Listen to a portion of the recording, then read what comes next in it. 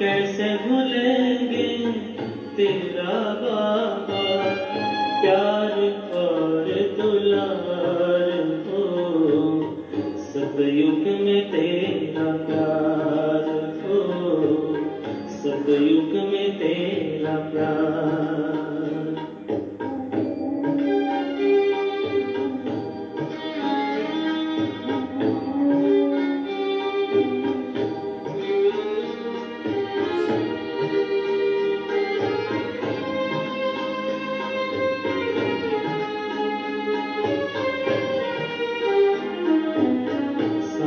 बने हो तो बने रहना, सतयुग में भी ना दूर रहना। साथी बने हो तो बने रहना, सतयुग में भी ना दूर रहना।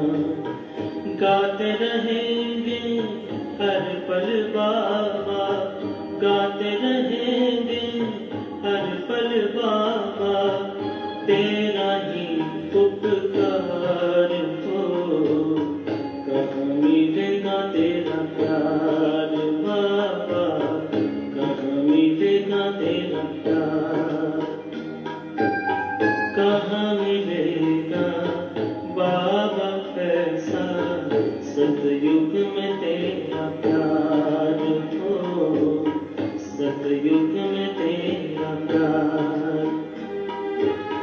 भले ही रोके महलों में होगे, भले ही रोके महलों में होगे, सुख के अति भरमार हो, कहाँ मिलेगा तेरा प्यार बाबा, कहाँ मिलेगा तेरा प्यार बाबा, कहाँ मिलेगा तेरा प्यार।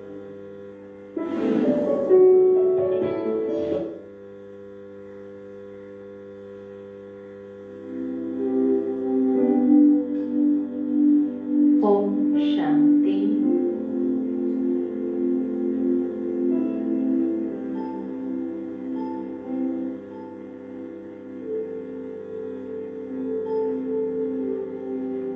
अपनी सर्व कर्मेंद्रियां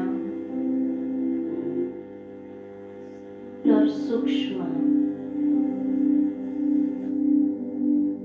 समेट लेते हैं।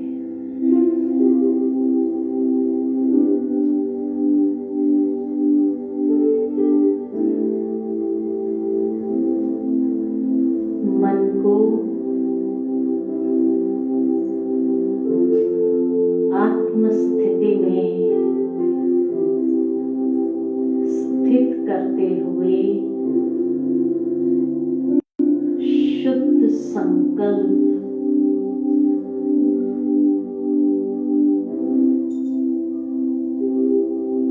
स्वयं प्रति देते हैं।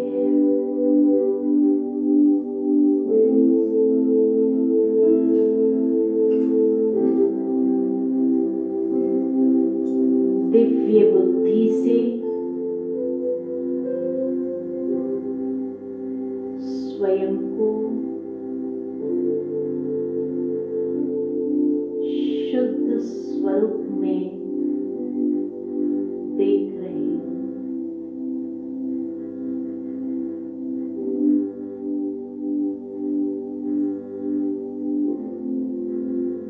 मैं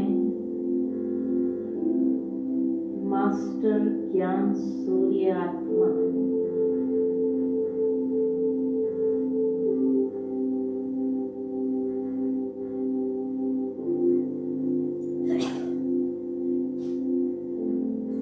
ज्ञान सूर्य परमात्मा की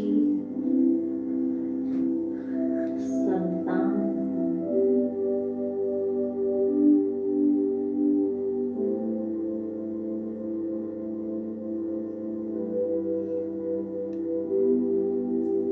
मैं आत्मा अपने अनादि संस्कारों में स्थित हूँ।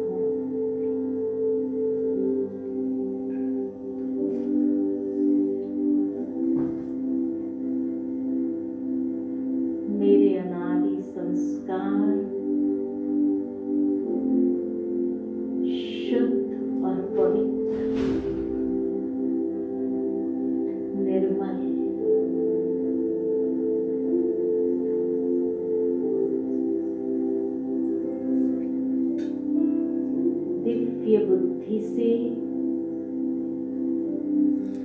स्वयं को देखती हूँ।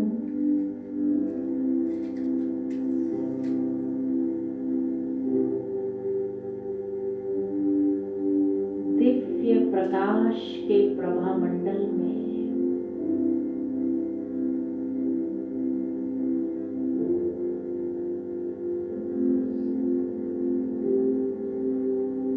मैं आत्मा चमकता हुआ प्रकाश पुंज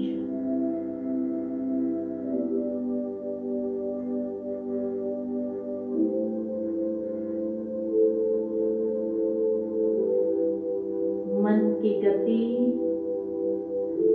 धैर्यवत है।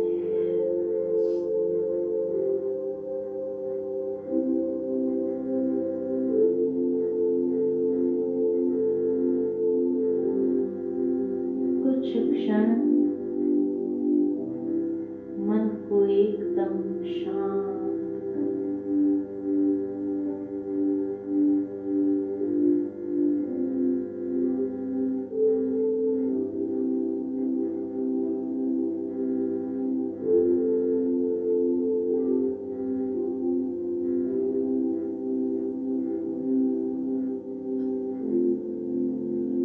सारे दिन की बातों के विस्तार को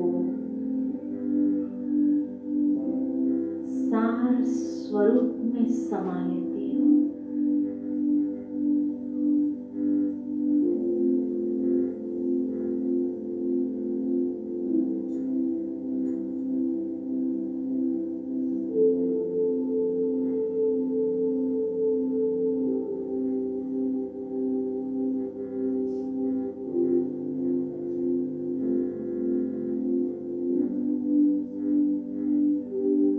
और मैं आत्म पंछी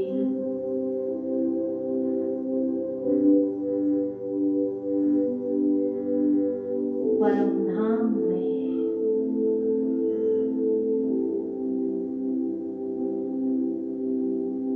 ज्ञान सूर्य परमात्मा के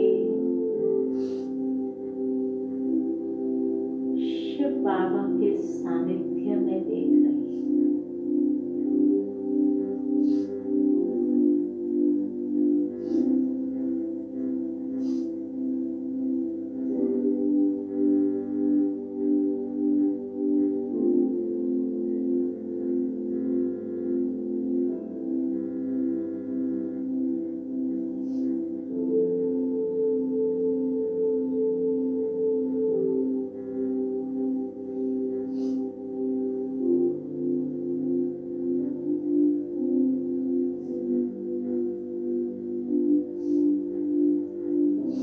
मैं अशरीरी आत्मा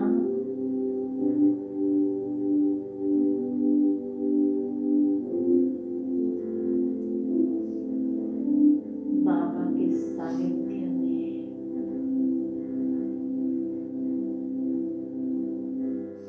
अपने अनादि सतोगुण स्वरूप में स्थित हूँ।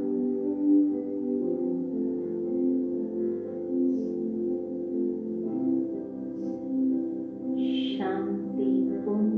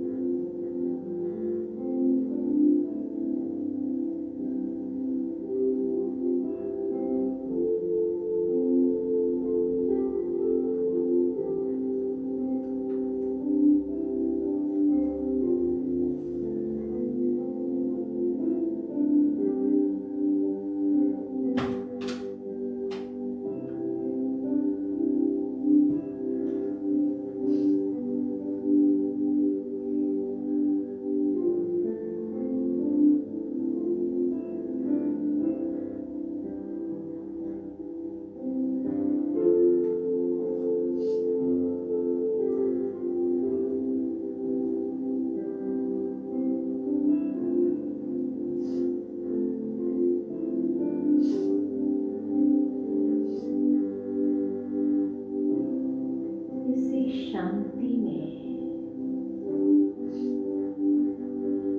प्रसन्नता समाई हुई है।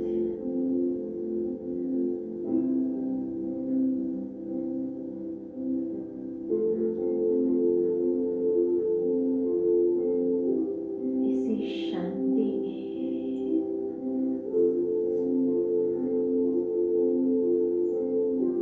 सर्व शक्तियां समाई हुई है।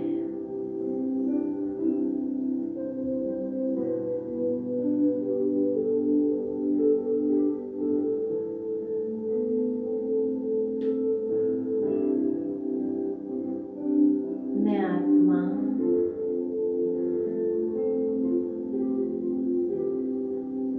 सर्व शक्तियों से समर्थ आत्मा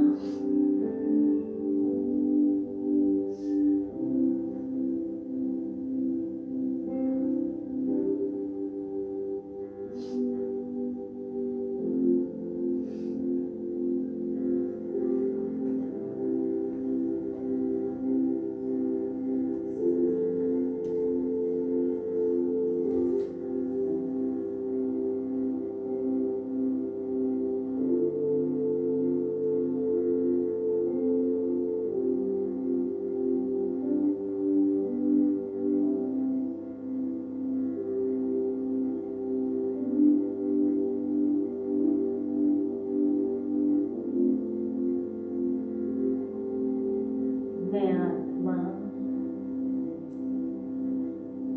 सत चित आनंद स्वरूप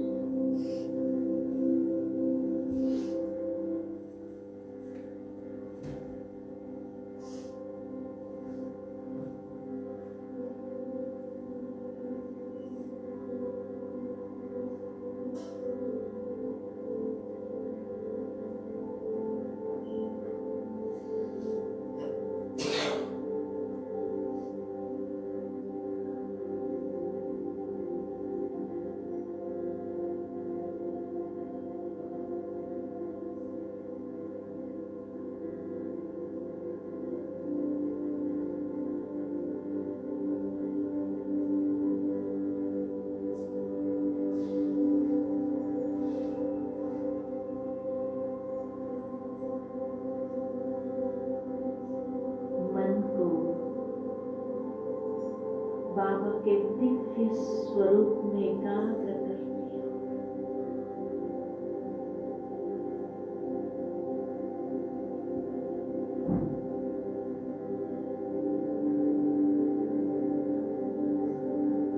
एक की लगन में मग्न हो जाती हूँ।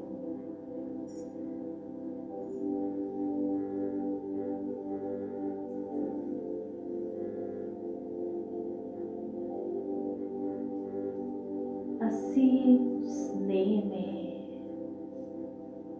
समा जाती हूँ।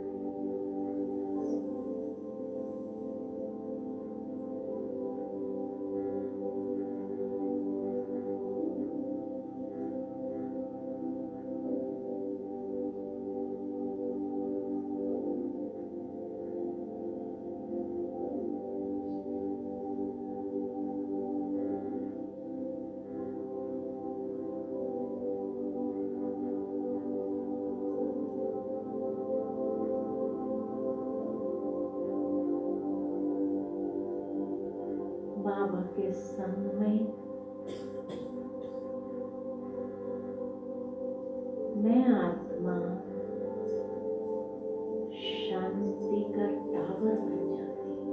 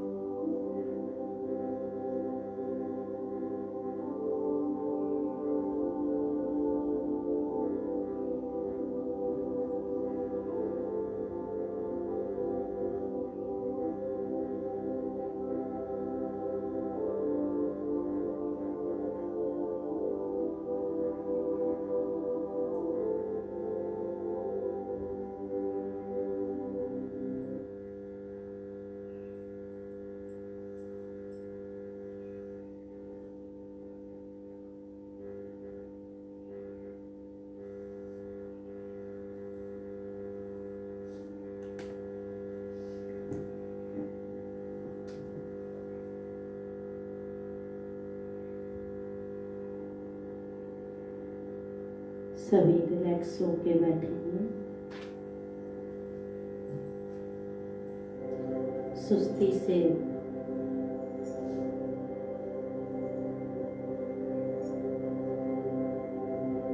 सुस्ती को हटा देंगे। अलर्ट हो जाएंगे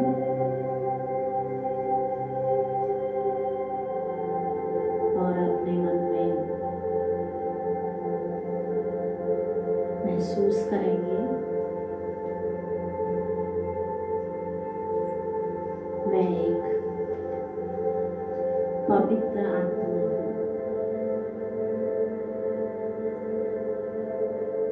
अपने मन को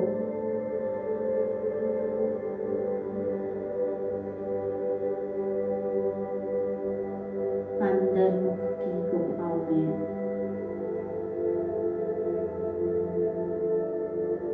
कहते हैं अंतर्मुखी सदा सुखी।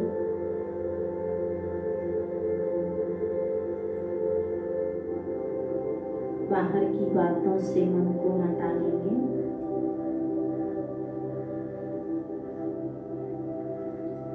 प्रकृति की कुटिया में केंद्रित करेंगे।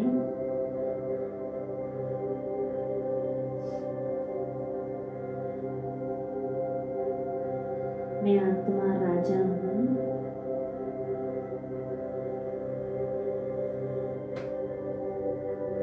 शरीर मेरा एक रथ है।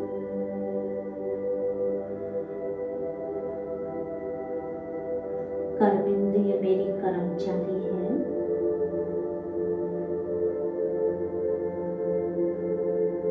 मन घोड़ा है, बुद्धि इसकी लगामे है। तो मन को कहेंगे, मन अब चल, सांसारिक बातों को छोड़ो, अपने धाम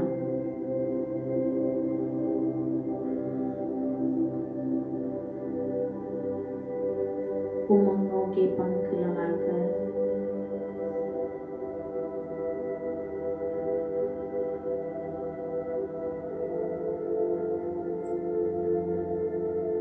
अंतर्मुखता की गुफा में बैठकर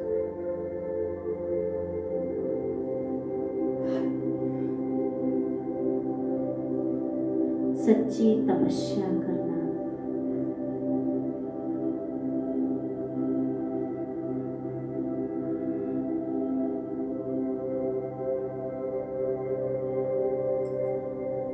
यही मुझ आत्मा की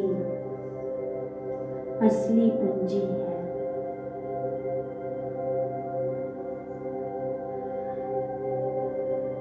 तपस्या ही मुझ आत्मा का गहना है। तपस्या ही मेरी सुंदरता है।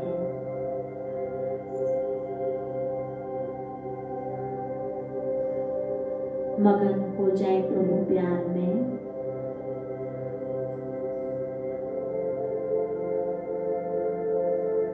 समा जाए उनकी यादों में।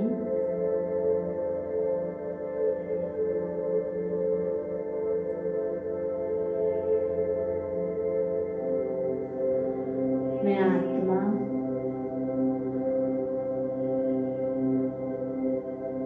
उड़ता पंछी बन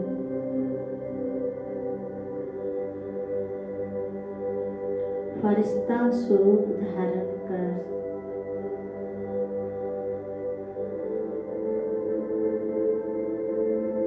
देह और देह की दुनिया की बातों को छोड़कर चली अपने परम धाम की यात्रा पर।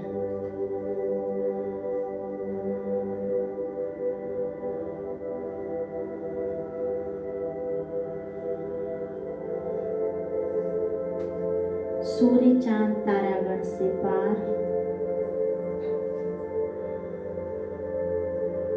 मैं आत्मा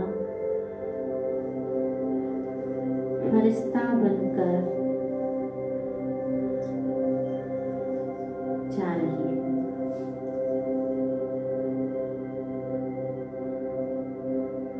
फरिश्ता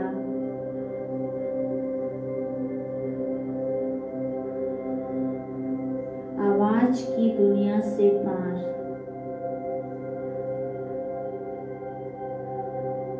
देह की दुनिया से परे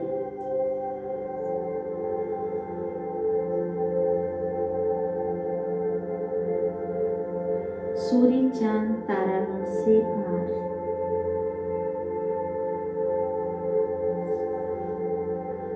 जहाँ लाल प्रकाश ही प्रकाश है,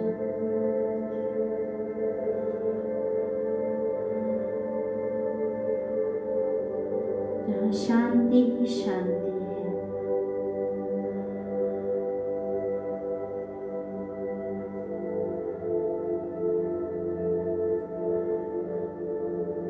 मैं आत्मा ऐसी दुनिया में पहुंच चुकी हूँ।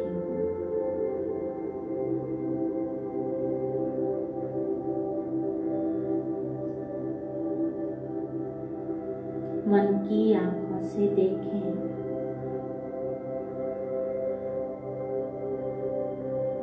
जैसे मैं आत्मा अति सूक्ष्म ज्योति बिंदु स्वरूप हूँ। पॉइंट ऑफ लाइट हूँ।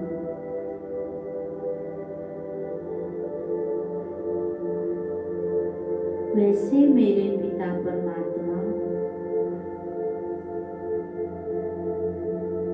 जिन्हें हम प्यार से शिव बाबा कहते हैं, शिव बाबा ज्योति बिंदु स्वरूप है। चमकता हुआ एक दिव्य सितारा है।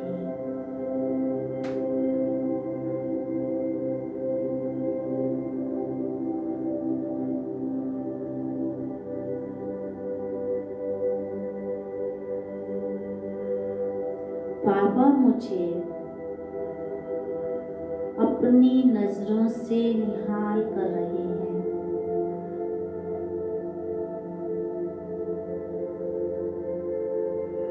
मैं बाबा के सम्मुख बैठी हूँ, अशरीरी बनकर।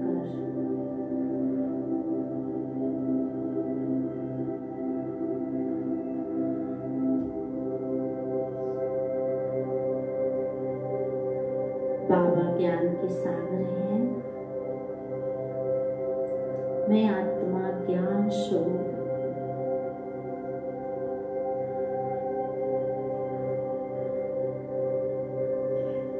ज्ञान के सागर की ज्ञान की किरणें मेरे अंदर समा रही है। मैं आत्मा ज्ञान स्वरूप बनती जा रही हूँ।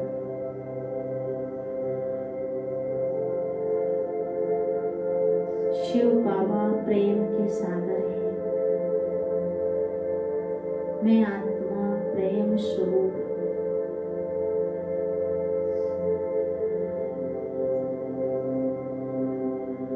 मैं उस मुरलीधर की सच्ची गोपिका हूँ। मगन हो जाए प्रभु प्रेम में, समा जाए उनकी यादों में। बाबा से प्रेम की गंगा बह रही है।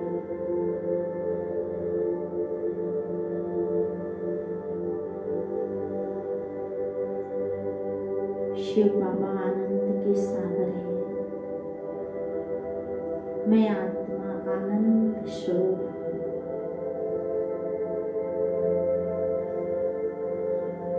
मेरा मन भाव विभोर हो रहा है, आनंद में समा रहा है। मुझे परमानंद मिल रहा है।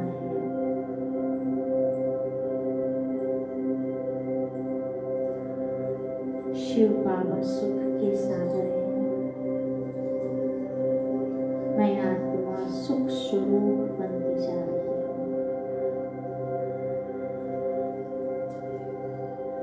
संपूर्ण सुख मुझे बाबा से मिल रहा है।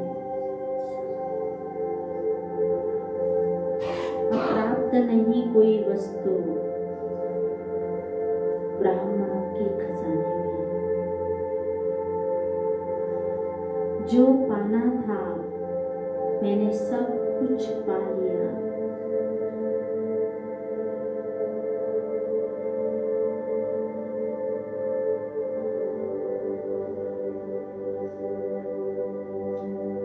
शिव बाबा सर्वशक्तिमान है। मैं आत्मा शक्ति स्वरूप हूँ। शिव बाबा ने मुझे अपनी शक्ति से लक्ष्मी, दुर्गा, सरस्वती, महाकाली स्वरूप दिया था। मैं शक्ति अवतार हूँ।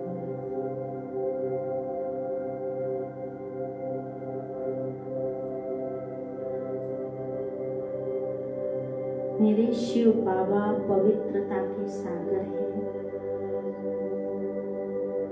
मैं आत्मा पवित्र स्वरूप हूँ।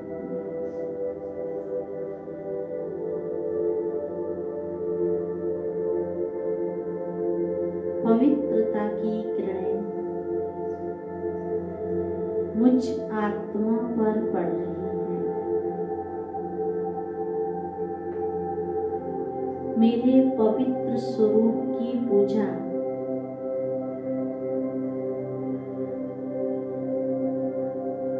अनेक देवी देवताओं के रूप में द्वापर युग से होती आ रही है।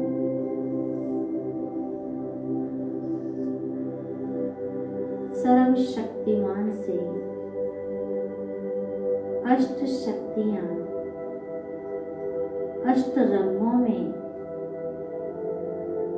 मुझ आत्मा के ऊपर पड़ रही है।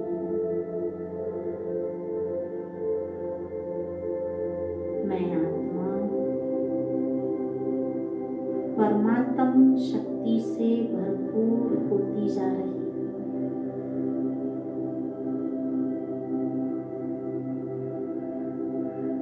परम पिता परमात्मा,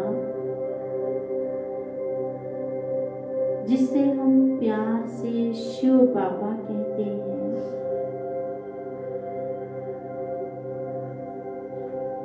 शिव बाबा मेरे सच्चे सच्चे माता पिता हैं।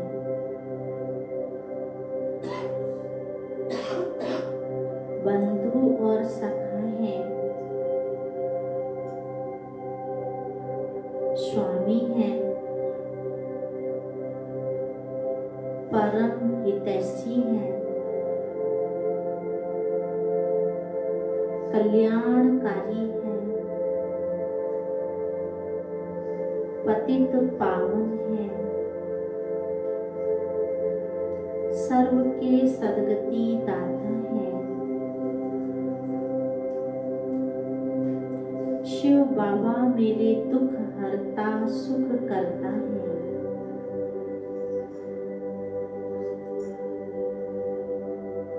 बाप टीचर और सतगुरु हैं।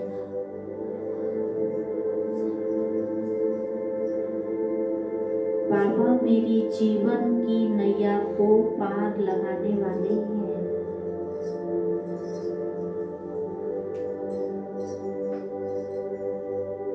मैं आत्मा बाबा की छत्र छाया के नीचे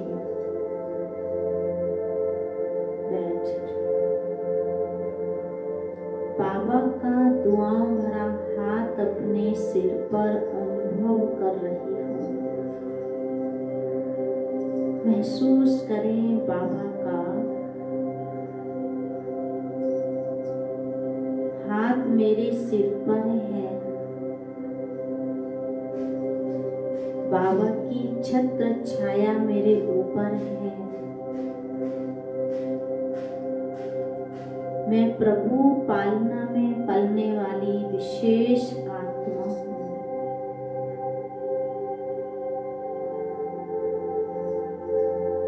मैं एक भाग्यवान आत्मा हूँ।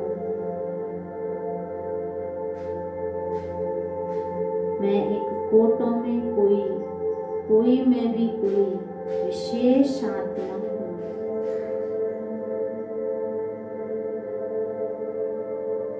मैं पतित पावनी गंगा हूँ। मुझे सारी विश्व की आत्माओं को पावन बनाना है।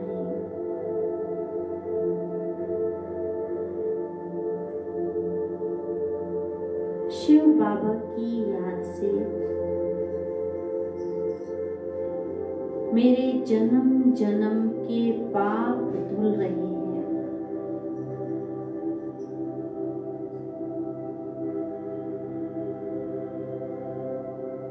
और मैं आत्मा पावन बनती जा रही हूँ।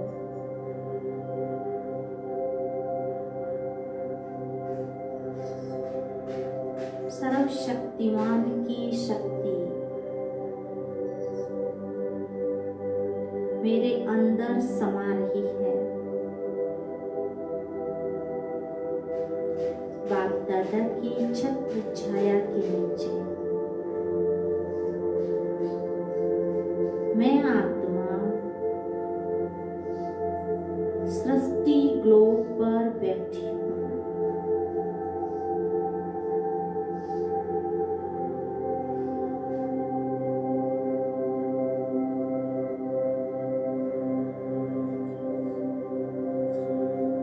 शिव बाबा की सर्व शक्तियां मुझ में समा रही है। परमात्मा प्राप्त शक्तियों को मैं आत्मा सारे विश्व की आत्माओं को दे रही हूँ।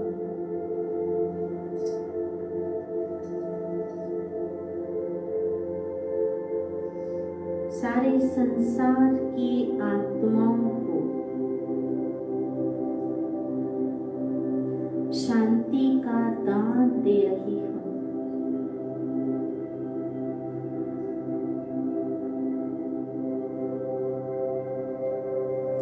सर्वशक्तिमान ज्ञान सूर्य का प्रकाश मेरे अंदर समा रहा है। मैं आत्मा मास्टर ज्ञान सूर्यवन सारे संसार की भटकती आत्माओं को, दुर्बल आत्माओं को, बेसहारे आत्माओं को सहारा दे रही हूँ। सबके लिए शुभभावना शुभकामना का दान दे रही हूँ। सबका भला हो, सब सुख पाए, सभी के लिए ऐसी कामना करती हूँ।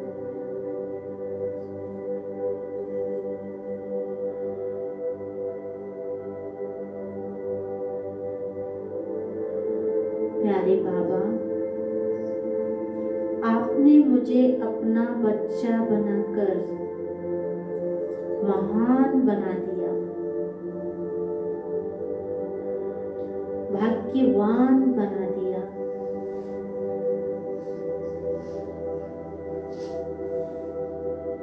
प्यारे बाबा, मैं आत्मा आपकी थी, आपकी हूँ और सदा आपकी ही होकर के रहूंगी। प्यारे बाबा, मैं आपका हाथ और साथ कभी नहीं छोड़ूंगी।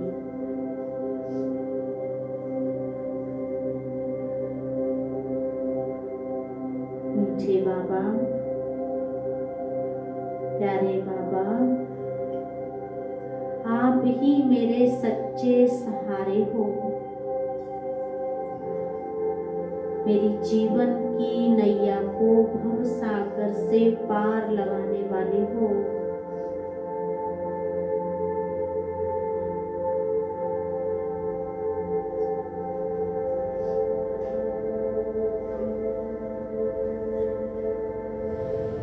परमात्म मिलन मनाते हुए अब मैं आत्मा अपने मूल वतन से वापिस इस स्थूल वतन की ओर आ रही हूँ।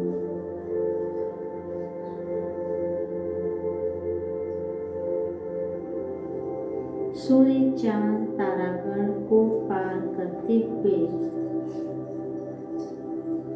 अपने इस 5 तत्वों वाले प्रकृति के शरीर में प्रवेश करती हूँ।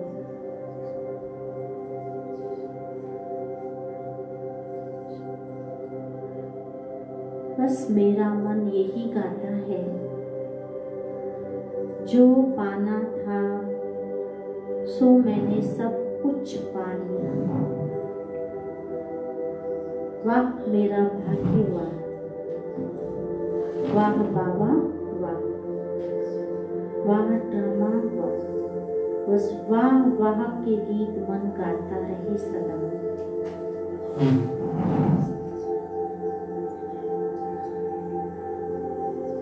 सभी गहरी श्वास लेकर के ओम की ध्वनि का उच्चारण करेंगे। ओम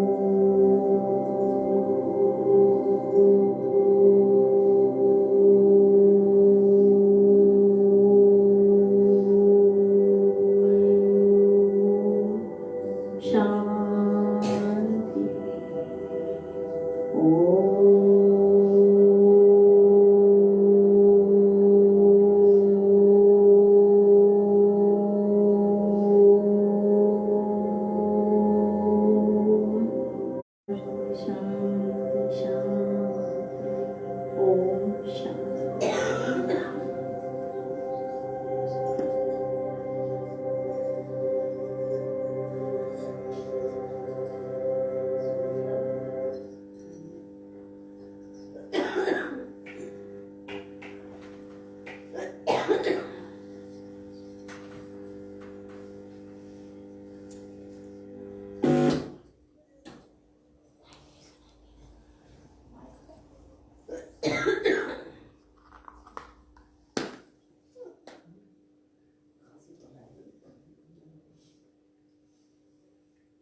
पानी पिला दूँ सबको,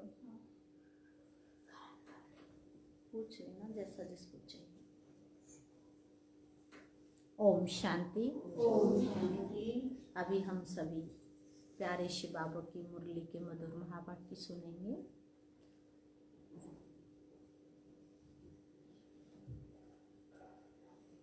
सबने योग किया? अच्छा लगा? ऐसे ही हम अभ्यास करते रहें।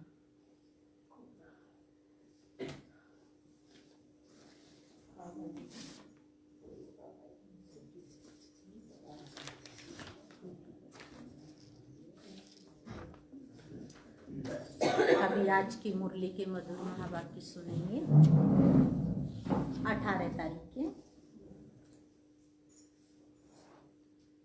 शिव बाबा कहते, मीठे बच्चे, मनुष्य को देवता बनाने की सर्विस का तुम्हें बहुत बहुत शौक होना चाहिए। देखो शिव बाबा कितनी अच्छी बात कह रहे हैं। बच्चे, मनुष्य को देवता बनाने का तुम बच्चों को बहुत बहुत शौक होना चाहिए, लेकिन इस सर्विस के लिए स्वयं में हड्डी धारणा चाहिए। ऐसी सेवा करने के लिए बाबा कहते, बच्चे तुम्हें क्या चाहिए? हड्डी धारणा चाहिए। कहते हैं, धरत पर ये धर्म न छोड़िए। प्राण जाए पर वचन न जाए, रघुकुल रीत सदा चली आए। ऐसी हड्डी धारणा चाहिए। आज प्यारे बाबा ने प्रश्न किया, आत्मा मैली कैसे बनती है? आत्मा पर कौन सी मैल चढ़ती है? बाबा पूछ रहे हैं कि आत्मा मैली कैसे बनती है और आत्मा पर मैल कौन सी चढ़ती है? तो उत्तर में बाबा कहते, मित्र संबंधियों की याद से आत्मा मैली बन जाती है। मोह होता है ना बहुत ज्यादा, है ना? तो दुख का कारण क्या है? मोह।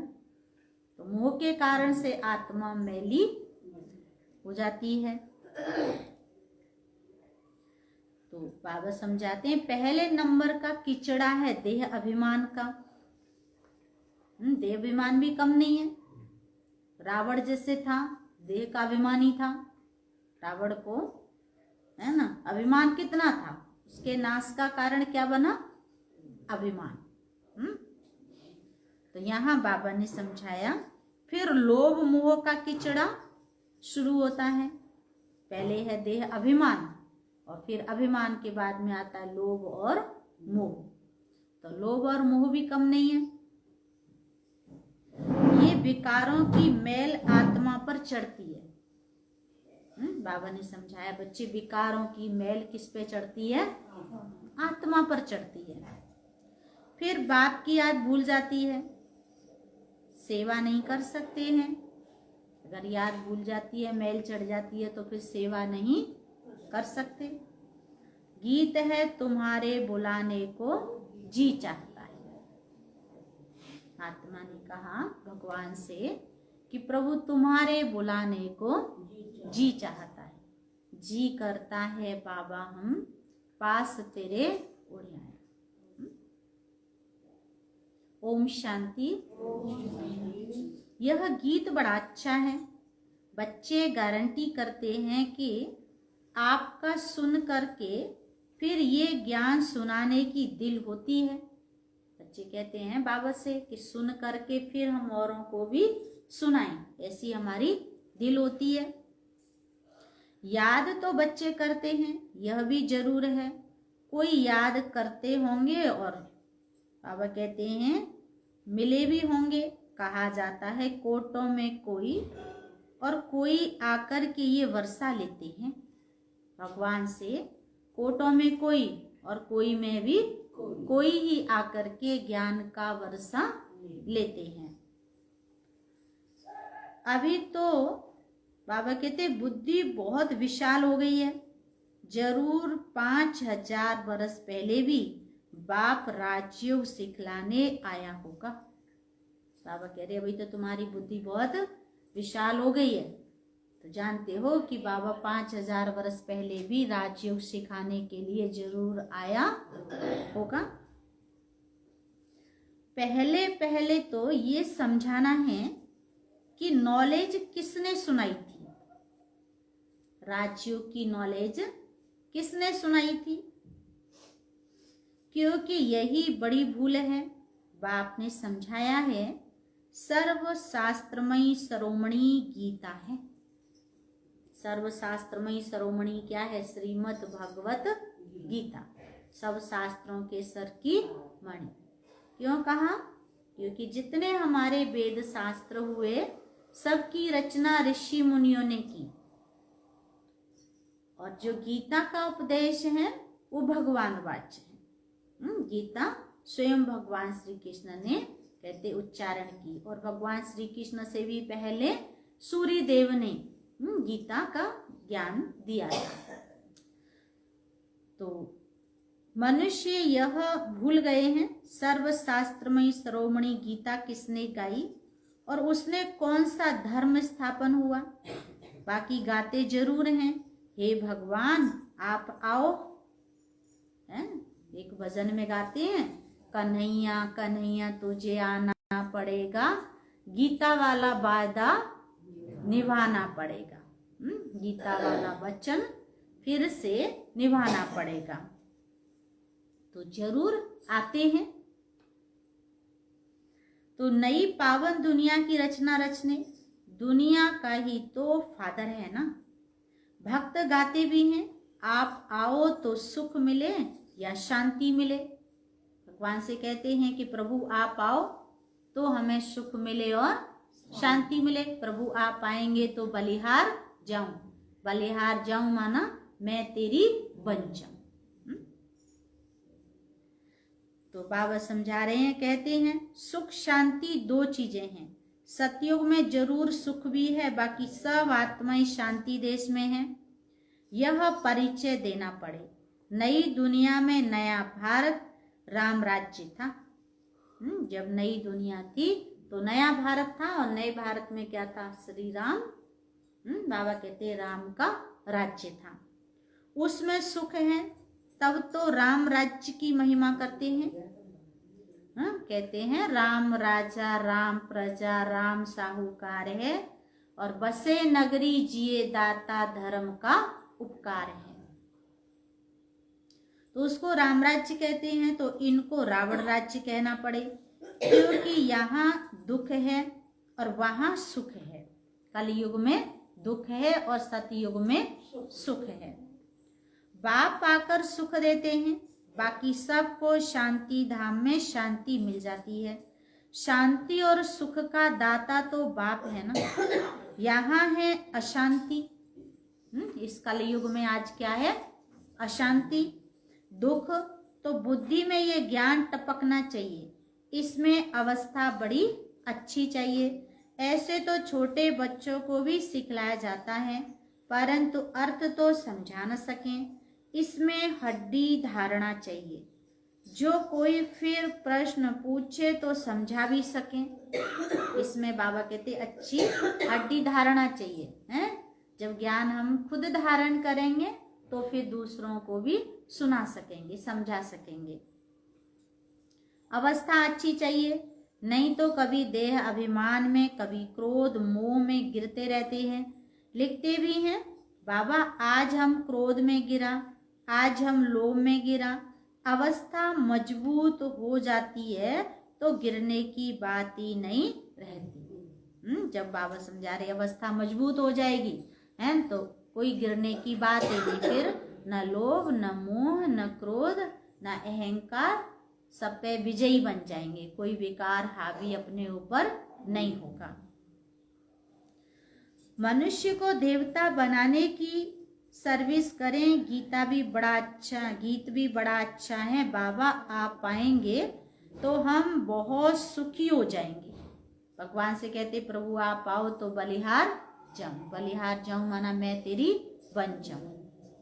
तो बाप को आना तो जरूर है, नहीं तो पतित सृष्टि को पावन कौन बनाए।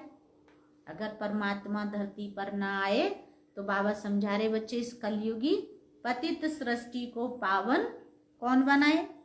श्री कृष्ण तो देहधारी है, उनका वह ब्रह्मा विष्णु शंकर का नाम नहीं ले सकते। गाते भी हैं पतित पावन आओ, तो उनसे पूछना चाहिए ये तुमने किसके लिए कहा। हे पतित पावन आओ, बाबा कह रहे पूछना चाहिए कि तुमने किसके लिए कहा। पतित पावन कौन है और वह कब आएगा। पतित पावन वह है, उनको ही बुलाते हो तो जरूर ये पतित दुनिया है। परमात्मा को बुलाते हैं हे पतित पावन आओ, हे दुख हरता सुख करता आओ। प्रभु आप आएंगे तो बलिहार जाऊं, बलिहार जाऊं माना मैं तेरी बन जाऊं। तो पावन दुनिया सत्य को कहा जाता है, पतित दुनिया को पावन कौन बनाएंगे। गीता में भी है बरोबर, भगवान ने ही राजयोग सिखाया और इन विकारों पर जीत पाई। भगवान ने राजयोग सिखाया और क्या किया, विकारों पर जीत पाई। काम मां शत्रु है, पूछना पड़ता है कि यह किसने कहा कि मैं राजयोग सिखाता हूं। काम मां शत्रु है, ये किसने कहा कि मैं सर्वव्यापी हूं। किस शास्त्र में लिखा हुआ है, किसके लिए कहा जाता है पतित पावन है। बाबा समझा रहे बच्चे प्रश्न पूछो। बाबा प्रश्न कर रहे हैं कि पतित पावन किसको कहा जाता है।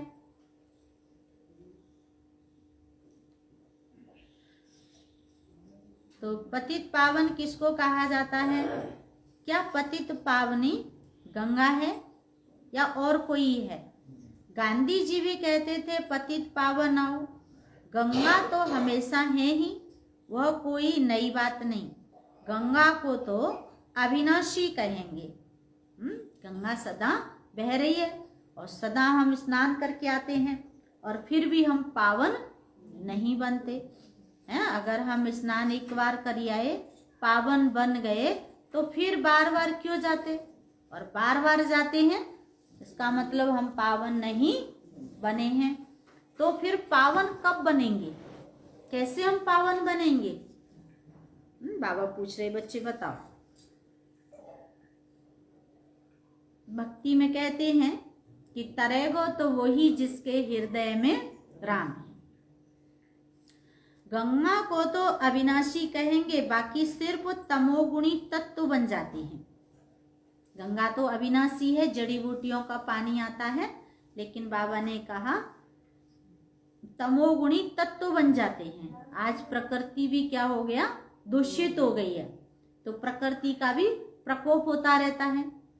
कहीं भूकंप आ रहे हैं, कहीं बाढ़ आ रही हैं, कहीं सुनामी चक्रवात आ रहे हैं, कहीं गृह युद्ध चल रहे हैं, क्या क्या चल रहा है प्रकृति में। तो बाबा कहते हैं बाढ़ आदि कर देते हैं, अपना रास्ता छोड़ देते हैं। कई जगह गंगा में ऐसे हो जाता है। हमारा सेंटर बना हुआ है अनूप शहर में, तो वहां बता रही थी कि गंगा जी ने अनूप शहर का घाट छोड़ दिया। बोले गंगा मैया चली गई, इस घाट को छोड़ गई, है ना। तो इसका भी कोई रीजन होगा कि अपना रास्ता बदल लेती हैं। अब गंगा मैया गंगा छोड़ के और कहीं और जगह पड़ जाएं तो विध्वंस भी हो जाए, और कोई जगह पड़ जाए, खेतों गाँव की तरफ पड़ जाए, है ना, तो विध्वंस भी हो जाए। तो फिर क्या करते हैं, वो अपने ही रास्ते पे चल रहे हैं। सब अपने अपने रास्ते पे चलें तो विध्वंस कहीं है ही नहीं। तो विध्वंस कहाँ कहाँ होते हैं? जब हम अपने रास्ते को बदल देते हैं, छोड़ देते हैं, दूसरे रास्ते को अपना लेते हैं। तो अपना रास्ता छोड़ देते हैं। सतयुग में तो बड़ा रेगुलर सब चलता है, कम जास्ती बारिश आदि नहीं पड़ सकती। यहाँ पे कहीं तो सूखा पड़ रही है और कहीं बाढ़ आ रही है। सतयुग में बाबा कहते सदा ही बाहरी मौसम होता है, वसंत ऋतु होती है, जितना पानी चाहिए उतना ही मिलता है। वहां दुख की बात नहीं है। यहाँ पे तो जहाँ सूखा पड़ गई तो दुख और बाढ़ आ गई तो दुख, दोनों चीजें नुकसान कर देती हैं। तो बुद्धि में ये रहना चाहिए कि पतित तो पावन हमारा बाबा ही है। पतित तो पावन को जब याद करते हैं तो कहते हे भगवान, हे बाबा, यह किसने कहा? हे भगवान, हे बाबा। बाबा पूछ रहे बच्चे बताओ किसने कहा?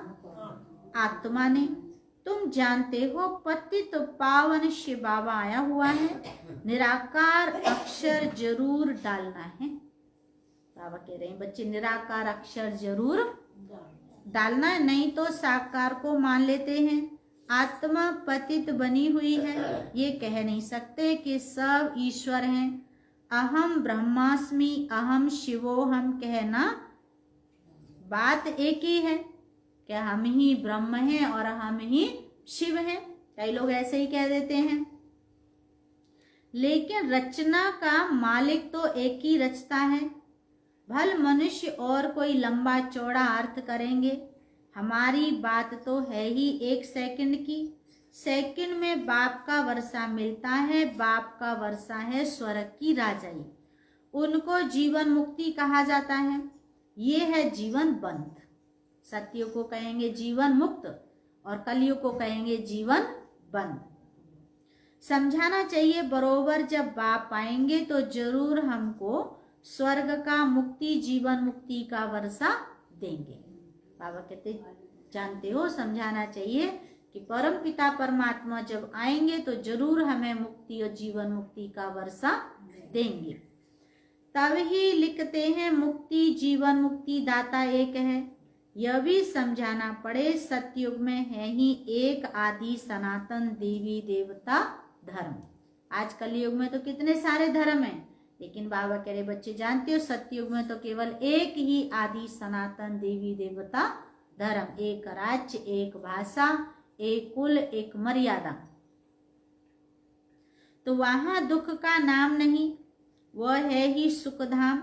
सूर्यवंशी राज्य चलता है, फिर त्रेता में है चंद्रवंशी राज्य, फिर द्वापर में ही इस्लामी बौद्धि आएंगे। सारा पाठ नूंदा हुआ है। बाबा कहता जानते हो कैसे सारा पाठ नूंदा हुआ है। एक बिंदी जैसी आत्मा में और परमात्मा में कितना पाठ नूंदा हुआ है। शिव के चित्र में भी यह लिखना पड़ता है कि मैं ज्योतिर्लिंगम जितना बड़ा नहीं हूं। परमात्मा कह रहे हैं शिव बाबा की जैसे ज्योतिर्लिंगम बनाते हैं तो ज्योतिर्लिंगम कितना बड़ा बड़ा बना देते हैं, कई तो छत जितना बना देते हैं।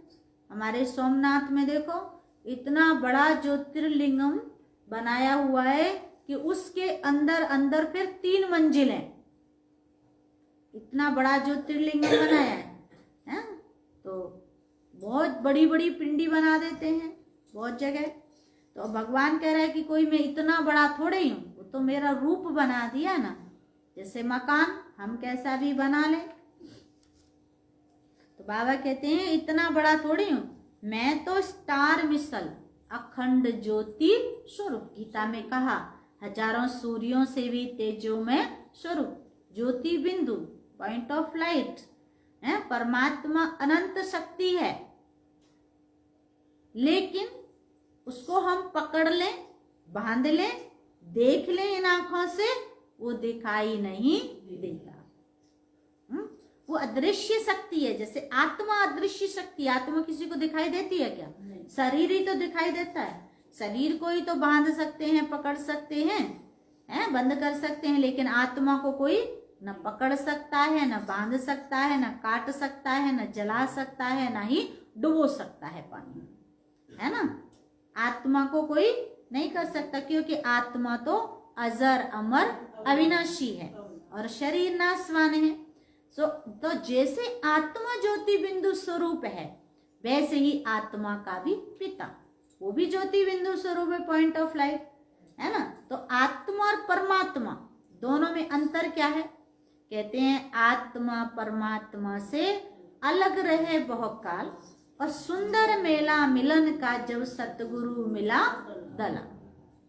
तो आत्मा और परमात्मा दोनों में अंतर क्या है? रूप तो एक ही जैसा है, अंतर है हम आत्मा जन्म और मृत्यु के चक्कर में आते हैं, परमात्मा जन्म मृत्यु से न्यारा है। हम आत्मा धर्म और अधर्म के चक्कर में आते हैं, परमात्मा धर्म अधर्म से न्यारा है। हम आत्मा पाप और पुण्य के चक्कर में आते हैं, परमात्मा पाप पुण्य से न्यारा है, सुख दुख से न्यारा है। तो हम आत्मा, इसलिए उसको कहा परम आत्मा, माना वो परे ते परे परम धाम में रहने वाला है। तो बाबा कहते हैं बच्चे हूं तो मैं भी एक स्टार में सले। गाते भी हैं आत्मा के लिए, भ्रुकुटी के बीच चमकता है अजब सितारा। हमेशा हमारा हाथ कहाँ जाता है? मस्तक की तरफ जाता है ना। पता नहीं मेरा नसीब में क्या है, मेरी किस्मत, मेरा भाग्य, मेरी तकदीर, ऐसे ही कहते हैं ना, हैं? अगर कोई काम बिगड़ जाए, कुछ हो जाए, तो हाथ कहाँ जाएगा? हैं? माथे की तरफ जाएगा ना, मस्तिष्क में जाएगा ना। तो क्यों यही जाता है? क्यों ठोकते हैं हम माथे को? हैं? तो इसका मतलब है कि जरूर यहाँ कोई ऐसी शक्ति है ना, जो आंखों से देख रही है, मुंह से बोल रही है, कानों से सुन रही है, कर्म इंद्रियों से कर्म कर रही है। तो मैं भी परम पिता परमात्मा, परंतु मैं सुप्रीम पतित पावन हूं, मेरे गुण अलग हैं। तो गुण भी सब लिखने पड़े।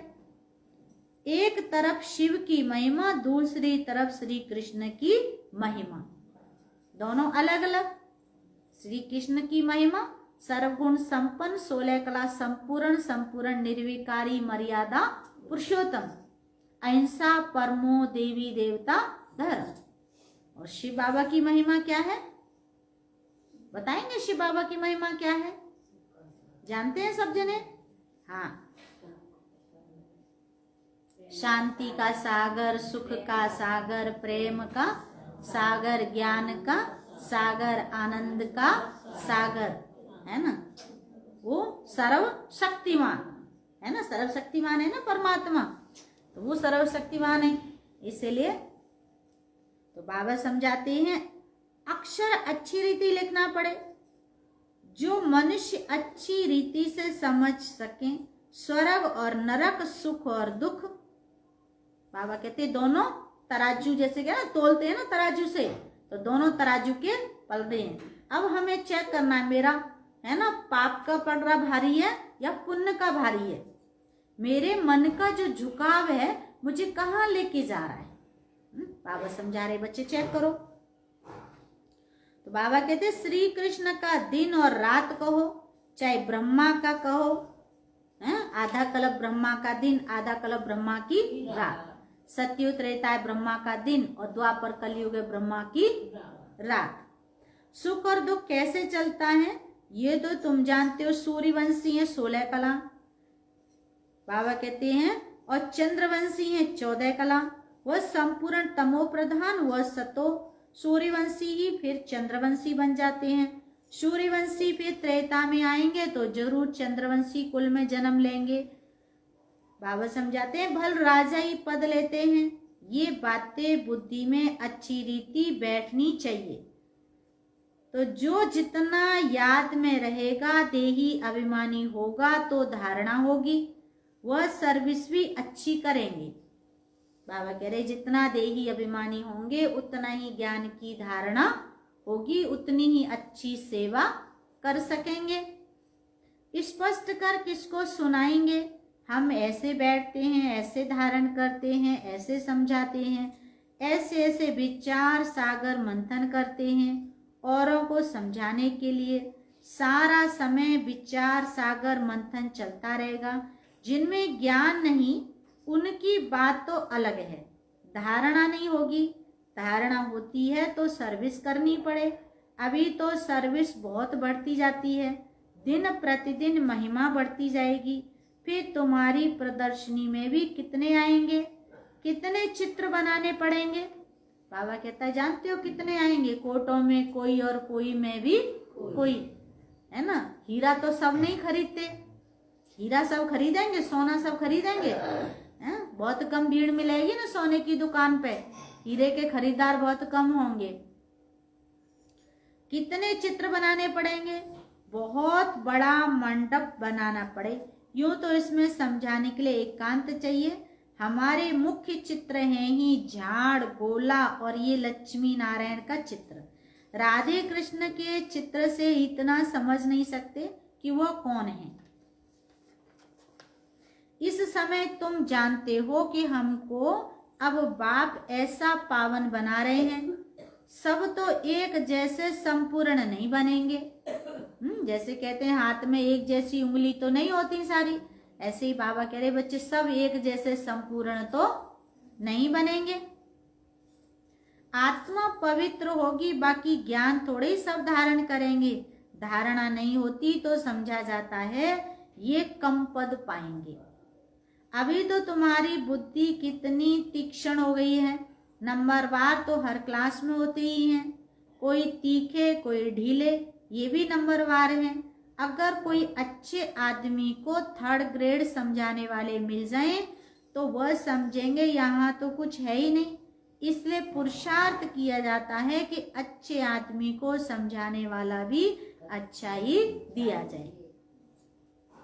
सब तो एक जैसे पास नहीं होंगे, बाबा के पास तो लिमिट है। कलप कलप इस पढ़ाई की भी रिजल्ट निकलती है। मुख्य 8 पास होते हैं, फिर 100, फिर हैं 16,000, फिर प्रजा। बाबा समझा रहे 8 मड़के है ना, फिर 100, फिर बाबा कहते हैं 16,000 होंगे। तो उसके बाद में सत्युग त्रेता, जब दोनों की मिला के जनरेशन 33 करोड़, कहते हैं 33 कोटि देवी देवताएं वाम मार्ग में चले। उनमें भी साहूकार गरीब सब होते हैं। समझा जाता है इस समय यह किस पुरुषार्थ में है, किस पद को पाने लायक हैं। टीचर को पता तो पड़ता है, टीचर्स में भी नंबरवार होते हैं। कोई टीचर अच्छा है तो सब खुश हो जाते हैं कि ये पढ़ाते भी अच्छा हैं, प्यार भी अच्छा करते हैं। छोटे सेंटर को बड़ा तो कोई बड़ा टीचर ही बनाएगा ना। कितना बुद्धि से काम लेना पड़ता है। ज्ञान मार्ग में अति मीठा बनना है। बाबा समझा रहे बच्चे ये ज्ञान मार्ग है तो तुम्हें इस ज्ञान मार्ग में अति मीठा बनना है। स्वीट तब बनेंगे जब मीठे बाप के साथ पूरा योग होगा, तो धारणा भी होगी। ऐसे मीठे बाबा से बहुतों का योग नहीं है, समझते ही नहीं। गृहस्थ व्यवहार में रहते बाप से पूरा योग लगाना है। शिव बाबा कह रहे बच्चे घर गृहस्थी में रहते और पूरा योग लगाना है। माया के तूफान तो आएंगे ही। कोई को पुराने मित्र संबंधी याद आएंगे, कोई को क्या याद पड़ता है। बाबा कह रहे जानते हो किसी को क्या याद आएगा, किसी को कुछ याद आएगा। तो मित्र संबंधी आदि की याद आत्मा को मैला कर देती है। किचरा पड़ने से फिर घबरा जाते हैं।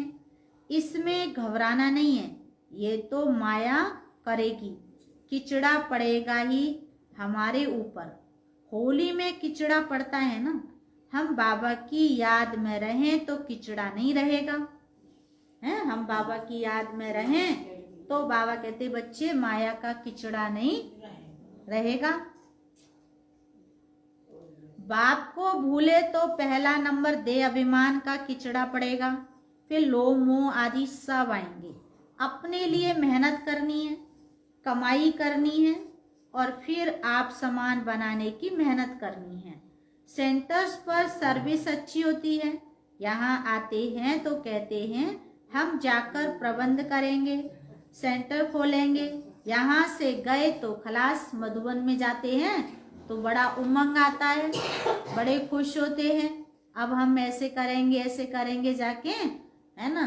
और फिर यहाँ आए तो सारा नशा बाबा कहते सोडा वाटर हो जाता। बाबा खुद भी कह देते हैं कि तुम ये सब भूल जाएंगे।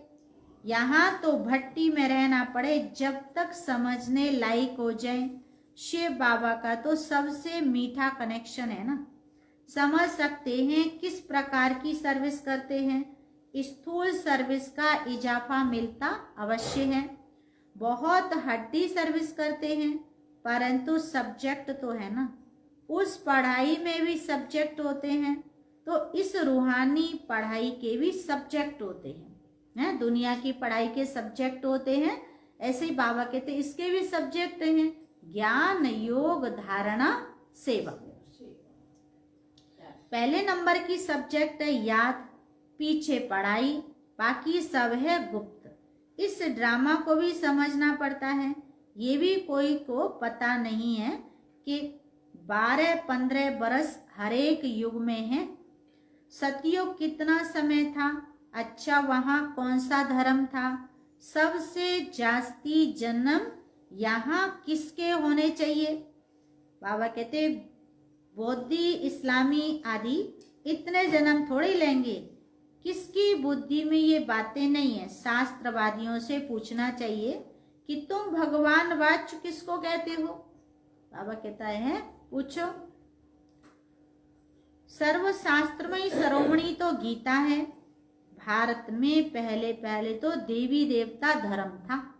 बाबा कहते जानते हो जब धरती पर स्वर्ग था तो पहले क्या था, देवी और देवता धर्म था। उनका शास्त्र कौन सा, गीता किसने गाई। बाबा कह रहा है बच्चे बताओ। और स्थापना और विनाश कराना तो भगवान का ही काम है। श्री कृष्ण भला कब आया, अभी तो किस रूप में है। शिव बाबा के अपोजिट श्री कृष्ण की महिमा जरूर लिखनी पड़ेगी। श्री कृष्ण की महिमा अलग और शिव बाबा की महिमा अलग। शिव है गीता का भगवान, उनसे श्री कृष्ण को पद मिला। श्री कृष्ण के 84 जन्म भी दिखाते हैं। पिछाड़ी में फिर ब्रह्मा का एडॉप्टेड चित्र भी दिखाना पड़े। हमारी बुद्धि में जैसे 84 जन्मों की माला पड़ी हुई है, लक्ष्मी नारायण के भी 84 जन्म जरूर दिखाने पड़े हैं, क्योंकि उन्होंने अनेक रूपों में अवतार लिए। दिखाते हैं 33 करोड़ देवी देवताएं हैं, जो श्री राम भये, श्री कृष्ण भये, चाहे शंकर जी भये, तो सबका एक ही स्वरूप दिखाते हैं। तो बाबा ने कहा कि जब शिव बाबा धरती पे आए तो ब्रह्मा विष्णु महेश 3 देवताओं की रचना हुई है ना। तो ब्रह्मा सो विष्णु, विष्णु सो ब्रह्मा। कहते ब्रह्मा की नाभि कमल से विष्णु निकला और विष्णु की नाभि कमल से ब्रह्मा निकला। तो बाबा कहते दिखाते तो जरूर हैं, रात को विचार सागर मंथन कर और ख्याल चलाना पड़ता है, सेकंड में जीवन मुक्ति मिलती है। इसके लिए हम क्या लिखें? जीवन मुक्ति माना स्वर्ग में जाना। सो तो जब बाप स्वर्ग का रचयिता आए, उनके बच्चे बने, तब स्वर्ग के मालिक बने। जब परमपिता परमात्मा आए है ना, तब वो स्वर्ग का वर्षा दे। सतयुग है पुण्य आत्माओं की दुनिया, ये कलयुग है पाप आत्माओं की दुनिया, वह है निर्विकारी दुनिया। वहां माया रावण का राज्य ही नहीं है। बाबा कह रहे बच्चे जानते हो, वहां माया का राज्य है ही नहीं। भल वहां यह सारा ज्ञान नहीं रहता, लेकिन हम आत्मा हैं, ये शरीर बूढ़ा हुआ, इसको अब छोड़ना है, ये तो ख्यालात रहते हैं ना। यहाँ तो आत्मा का भी ज्ञान कोई में नहीं है। बाप से जीवन मुक्ति का वर्षा मिलता है, तो बाबा भी उनको, बाबा कहते तो याद भी उनको करना चाहिए। बाप का फरमान है बच्चे मन मना भव। बाबा कह रहे बच्चे क्या करो? मन ही मन मुझे याद करो। गीता में ये किसने कहा कि मन मना भव, मुझे याद करो और विष्णुपुरी को याद करो? ये कौन कहता है? श्री कृष्ण को तो पतित पावन कह न सके, क्योंकि श्री कृष्ण ही सतयुग में आएंगे है ना, और स्वयंवर के बाद लक्ष्मी नारायण। 84 जन्मों का राज भी कोई थोड़े को समझाना चाहिए। तो तुम इन बातों को समझकर अपना और सबका कल्याण करो, तो तुम्हारा मान बहुत होगा। बाबा कह रहे बच्चे अपना भी कल्याण करो और दूसरों का भी कल्याण करो, तो तुम्हारा मान बहुत होगा। निडर हो, जहां तहां फिरते रहो, तुम हो बहुत गुप्त। भल ड्रेस बदल कर सर्विस करो, चित्र सदैव पास में देव हो। अच्छा, मीठे मीठे सिकील दे बच्चों प्रति माता पिता बाप दादा का याद प्यार। Good morning. रूहानी बाप की रूहानी बच्चों को नमस्ते नमस्ते। हम रूहानी बच्चों की रूहानी बाप दादा को याद प्यार। गुड मॉर्निंग, नमस्ते नमस्ते। सदा रहेंगे हंसते हंसते, सभी बनेंगे फरिश्ते फरिश्ते, सभी चलेंगे स्वर्ग के रास्ते। धारणा के लिए मुख्य सार है, पहला पॉइंट बाबा ने कहा बच्चे मीठे बाप से पूरा योग लगाकर अति मीठा और देही अभिमानी बनना है। बाबा से योग लगा करके बाबा कहते बच्चे अति मीठा और देही अभिमानी बनना है। विचार सागर मंथन कर पहले स्वयं धारणा करनी है, फिर दूसरों को समझाना है। बाबा समझा रहे बच्चे विचार सागर मंथन कर पहले स्वयं ज्ञान की धारणा करनी है और फिर दूसरों को समझाना है। दूसरी पॉइंट अपनी अवस्था मजबूत बनानी है, निडर बनना है, मनुष्य को देवता बनाने की सर्विस का शौक रखना है। बाबा कह रहे बच्चे मनुष्य को देवता बनाने की सर्विस का शौक रखना है। आज का वरदान है सदा खुशी की खुराक खाने और खिलाने वाले खुशहाल खुश नसीब भव। बोलेंगे सदा खुशी की खुराक खाने और खिलाने वाले खुशहाल खुश नसीब भव। तो बाबा ने स्पष्ट किया, आप बच्चों के पास सच्चा अविनाशी धन है, इसलिए सबसे साहूकार आप हो। चाहे सूखी रोटी भी खाते हो, लेकिन खुशी की खुराक उस सूखी रोटी में भरी हुई है। चाहे सूखी रोटी खाते हो हैं, लेकिन बाबा कहते खुशी की खुराक उस सूखी रोटी में भी भरी हुई है। उसके आगे कोई खुराक नहीं।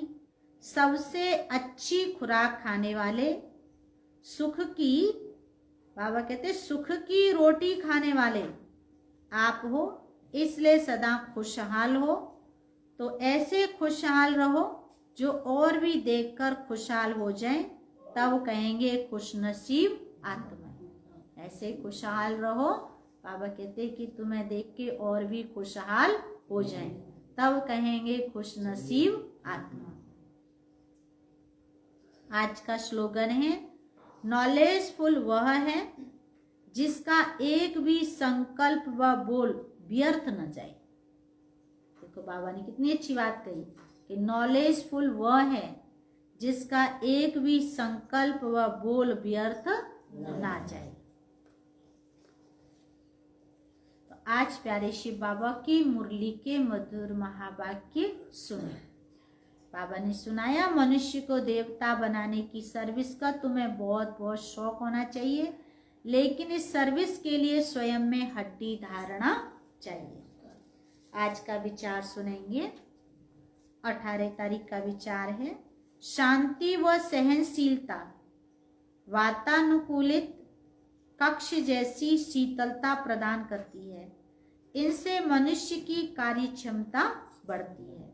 शांति व सहनशीलता, बाबा कहते वातानुकूलित कक्ष जैसी शीतलता प्रदान करती है। इनसे मनुष्य की कार्य क्षमता बढ़ती है। ओम शांति, ओम शांति, ओम शांति। अभी हम प्यारे बाबा को भोग स्वीकार कराएंगे।